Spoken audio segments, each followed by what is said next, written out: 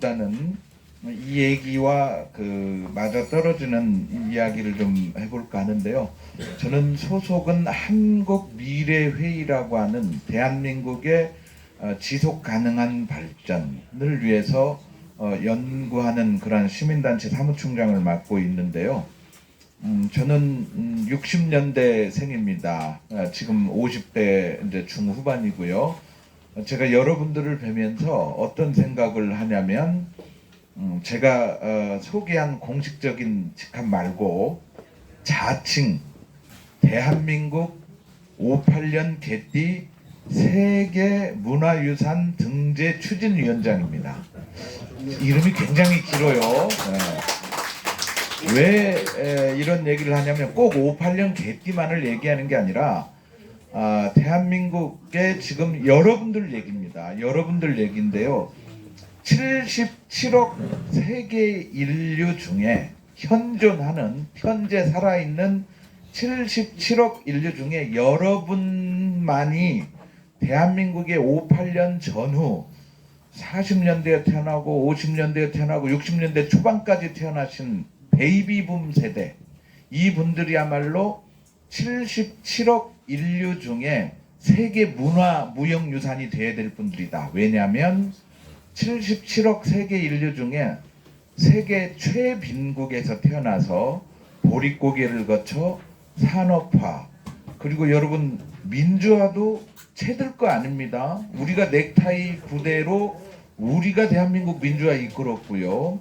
대한민국의 현대화, 문화화 이런 것들을 다 이룩하고 폰 하나, 핸드폰이죠. 스마트폰, 폰 하나 들고 호모사피엔스, 지혜로운 인간이라고 하는 호모사피엔스가 아니라 호모사피엔스가 되어서 앞으로도 30년, 40년, 50년을 더 살아야 될 지구상의 유일한 사람들이 바로 신인류, 호모사피엔스, 바로 대한민국 58년 개띠입니다. 아니, 저는 나이가 여러분만큼 안 돼서 저는 거기에 신인류에 해당하지 않습니다. 지금 3040은 태어날 때부터 선진국에 태어나고 뭐 개발도상국에 태어나고 그래서 그만큼 안 됩니다. 그리고 여러분 선배들은 많이 돌아가신 분들도 있고요. 그래서 77억 인류 중에 정말 세계문화유산으로 등록해야 될 분들인데 이분들의 이야기를 어찌된 영문인지 우리 젊은 친구들은 꼰대라며 듣지 않으려고 합니다. 정말 큰 문제입니다. 대한민국이 또 어떤 위기가 닥쳤을 때 여러분들이 헤쳐나온 삶, 그런 것들이 우리 후손들에게 전달이 되어야만 대한민국이 다시 또 재도약하거나 더 크게 발전할 수 있는 계기가 마련할 수 있을 거라고 저는 생각해서 자칭 대한민국 58년 개띠 세계문화유산 등재 추진위원장의 이야기였습니다.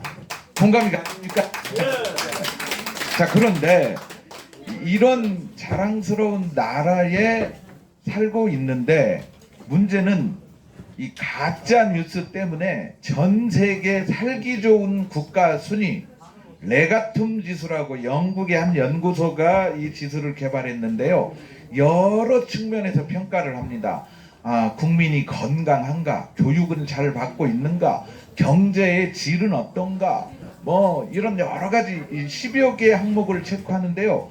우리나라가 대부분 항목에서 상위권에 들어갑니다. 건강하기도 하고요. 교육도 잘 받고 있습니다. 그런데 뭐에서 최하위권이냐면 소셜 캐피털, 사회적 자본이라고 하는데요.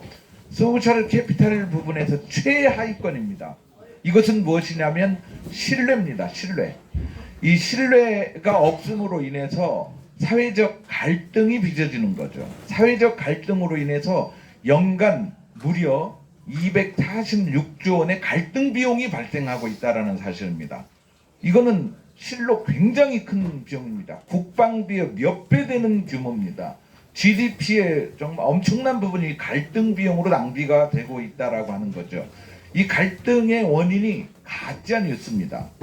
그래서 이 가짜 뉴스를 근본적으로 차단하지 않으면 늘 혼란이 반복될 수밖에 없다라고 우리 이도 대표님께서 이사장님께서 생각을 하셔서 저에게 이거 어떻게 생각하느냐 하고 사업 제안을 해주셔서 맞습니다 대표님.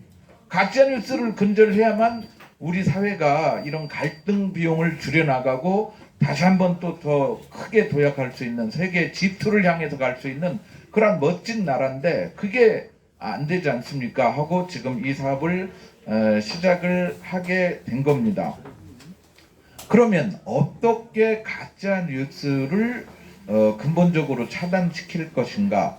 가짜 뉴스를 보고 법적 고발을 하기에는 법적 판단을 받기에는 2년 3년이 걸려도 판단이 안 나오고 그리고 사람들이 저 가짜 뉴스로 고통을 받았는데 다 시간이 지나가 버리고 총선도 끝나버리고 대선도 끝나버리고 대표적으로 김대엽 병풍 사건 뭐 이런 겁니다. 그러면 이런 부분에 대해서 법적 판단까지 가지 말고 사회적 고발을 통해서 가짜 뉴스를 생산한 사람을 우리가 사회적으로 문제를 삼자 이겁니다. 법적으로도 고발도 하지만 방통위를 통해서 그러면 어떤 게 가짜 뉴스인지를 어떻게 판단을 하느냐? 이게 이제 그 여러 그 삶의 경륜을 가지신 분들이 뉴스를 보면서 이거는 다른데 하는 것들을 먼저 신고를 해주시고 그 신고한 것들을 저희 그 가짜 뉴스 고발 센터에서 취합을 한 다음에 이거를 검증을 하는 거죠. 검증을 하고 그러니까 이게 이제 신속하게 돼야 될 문제죠. 매주 이런 회의를 전략 회의를 해야 됩니다.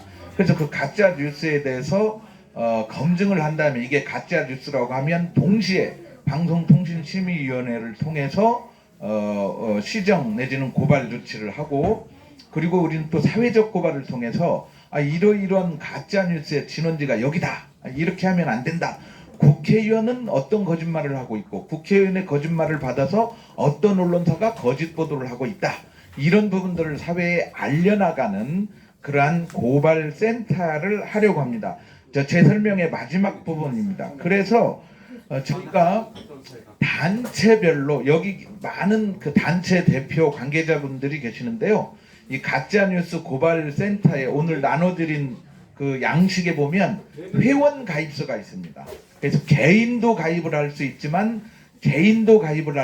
단체로 회원 가입서를 통해서 나는 그 이 소식지도 받고 우리 단체에서 가짜 뉴스에 대해서 관심을 갖고 일주일에 한 번씩 소식도 받고 고발도 하고 제보도 하고 이런 걸 하겠다 하시는 단체나 개인은 지금 우리 이사장님께서 나눠주는 양식에 기록을 해서 저희들이 그 카톡 방 또는 오프라인 회의를 통해서 이런 것들을 좀 근절시켜서 연간 246조 원이나 되는 어마어마한 갈등 비용 이거를 줄여서 우리가 좀 우리 자식들 또는 대한민국의 미래가 조금 더 번영을 향해서 갈 수 있도록 사회적 자본, 신뢰를 회복해서 번영으로 갈 수 있도록 여러분들께서 적극 참여해 주시면 물론 이제 저희가 그 행안부의 이 공익 사업에 지원을 해서 예산이 지원되는 것을 전제로 지금 하고 있지만 설령 지원이 되지 않더라도 저희가 이 부분에 대해서는 반드시 시민사회 운동의 차원에서 해야 될 것이다 라고 생각을 하고 가짜뉴스를 근절할 수 있도록 많은 참여 지원 부탁드리겠습니다. 설명 마치도록 하겠습니다. 고맙습니다. 예.